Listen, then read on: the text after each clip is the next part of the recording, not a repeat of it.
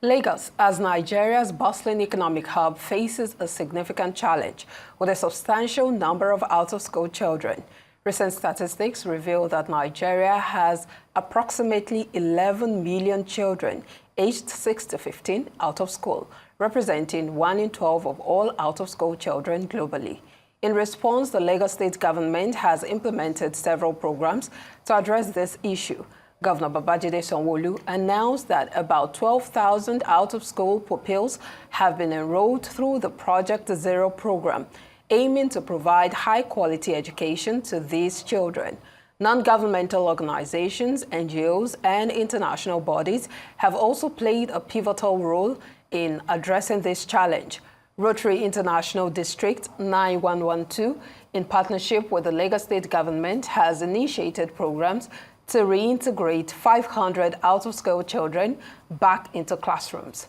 Despite these efforts, the number of out-of-school children in Nigeria remains alarmingly high. Factors such as economic hardship, cultural barriers, and inadequate infrastructure continue to impede progress. For a chat on the challenges of getting street children back to school and other allied social issues in Lagos, we're now joined by the president of Rotary Club of Omole Golden in Lagos, Jide Ogunleye. Thank you for joining us and good afternoon. Good afternoon. Thank you for having me today. Let's begin with a general overview of the situation of out-of-school children in Lagos State. So from my point of view and my engagement in recent times, the numbers are staggering. And this is due to the fact that you have quite a number of them unable to afford this free, supposedly free education, and as a result, their parents are not also well equipped, so that contributes significantly. So why you have quite a number of students out of school in the public system in Lagos State. If we were to look at the primary reasons children are out of school in Lagos, is it any different with those of their counterparts in every other parts of Nigeria, you think? I think it's pretty much the same, and it's going to be funding, the financial capability of the parents. I believe that funding is a critical challenge, not just in Lagos, but across the whole of Nigeria. What about cultural, scenarios? In the north, I do believe the cultural scenarios plays a significant role in the number of children out of school. But beyond that, it's significantly financial limitations.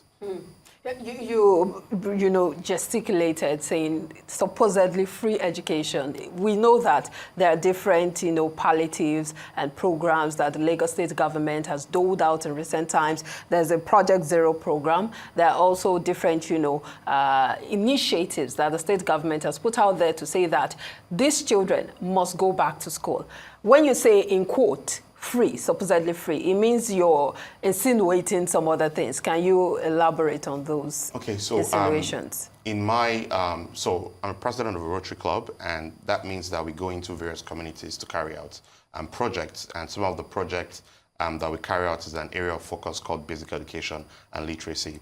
And over the past 7 months, I've interacted with 2 public schools in Lagos State, and then I was faced with a recent incident whereby we're told that some students are not able to afford coming to school because their parents cannot pay.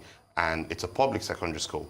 You understand where I'm coming from? So there's some sort of financial transaction going on within that place. And it's the same in the 2 various schools that have been. There's instances where students cannot even afford to even pay for examinations, like their junior WAEC, and then those that are going on to university. So that's why I said we use the word supposedly. And we've seen scenarios whereby NGOs and of course Rotary clubs like yours have tried to engage and be part of trying to ameliorate this scenario currently. But in doing so, what are the major challenges you go through in ensuring you try and help out? Quite a number of them, but one would be we can't just go to carry out this project, and I didn't realize this was a challenge until I became, president. You have to get some sort of approval from the government, from the district.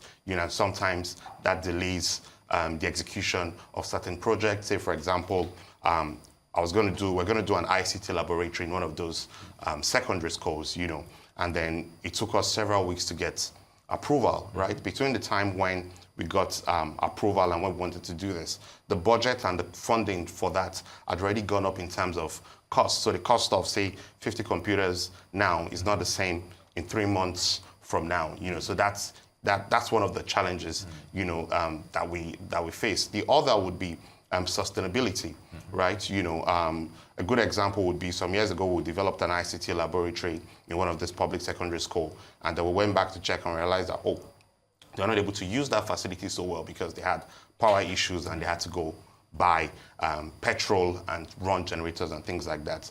We're doing another one right now, and what we're doing with this is to ensure that we have sustainability, right? And that sustainability is going to alternative power solutions like solar so that it can self-run itself. But if we speak on challenges, I would say sometimes getting approval is sometimes a challenge, and also maintaining and sustaining some of this project, by the beneficiaries themselves is sometimes a challenge. But in Rotary, we do have what we call people that go and check for sustainability and monitoring and evaluation of all our projects to ensure that it's still delivering its value. So those are some of the challenges, and those are some of the things that we do to mitigate against them. And, in having people evaluate the magnitude of the scenarios, are you, do you have statistical data to give you an idea of what you're actually going to go through to ensure your assistance pull through? Yes, we do work a lot with data. Before we go in to even do anything, Rotary mandates that you do a proper needs assessment. Also ensures that you get an idea of the impact, number of people that will benefit from that project that you're doing. I'll give you an example. We're currently trying to do some sort of scholarship system, and for children that cannot afford to further into writing your JAMB and things like that. So when you get to schools, give us the total number of high-flying students you get, and the general number. So yes, we work closely with data because we have to report back, because it's a foundation, it's an NGO, so we have to be accountable as to how we use funds. I know that the right to education is enshrined in the Nigerian Constitution, especially for the, from the Child Rights Act, but not every state has, instituted that act in Nigeria. What role are you playing in that regard? Because I see here that you're planning to, you initiated a program that's Rotary to reintegrate 500 out-of-school children back to school. What are the criteria you're using to select those students, and what role are you playing in ensuring that this Child Rights Act is enforced? Because if we have some of these laws enforced, then it would be easy to prosecute those who are flouting the law. Yeah, thank you for that question. So as regards the criteria for those that will benefit from those programs, we work very closely with government agencies as well, and also the school authorities, to ensure that we get only the list of those that qualify, right? And we also do our own pre-checks to ensure that these are the actual people that need to benefit from such programs.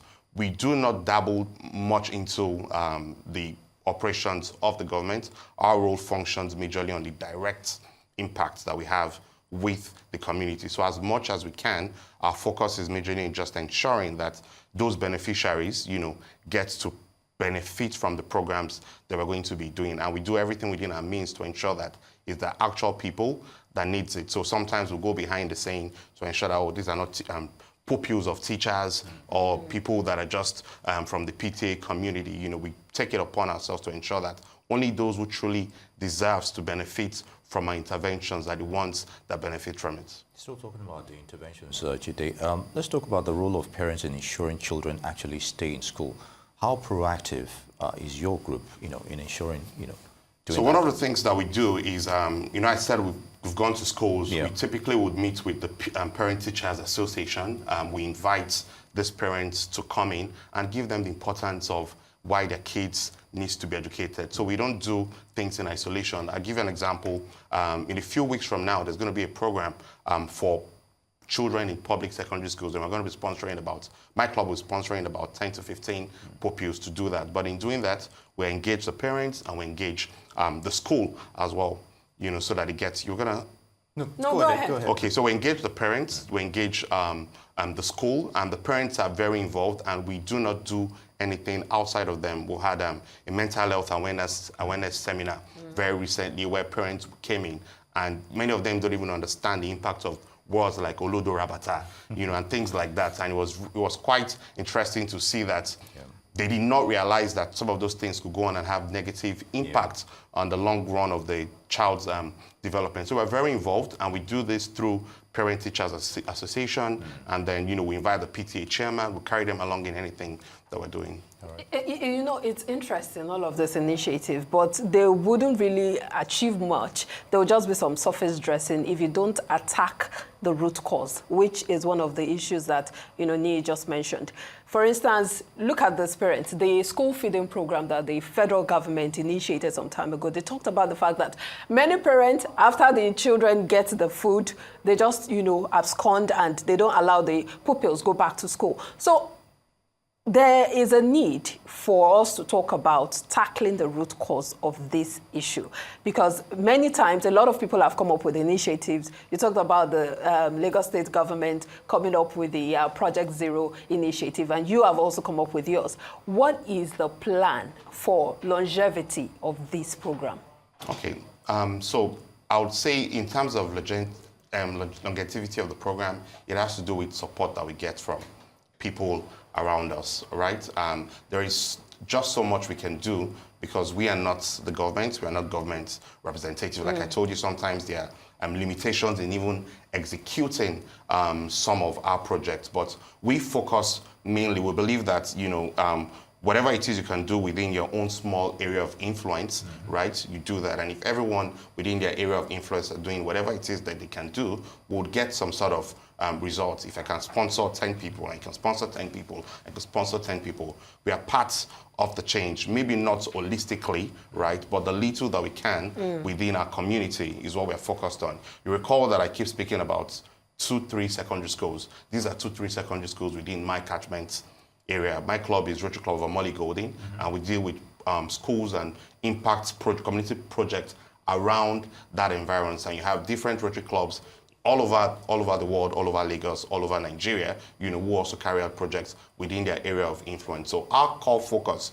is on the impact that we have directly within our community. And we do that through the schools, and the areas within our direct community where we have some level of control.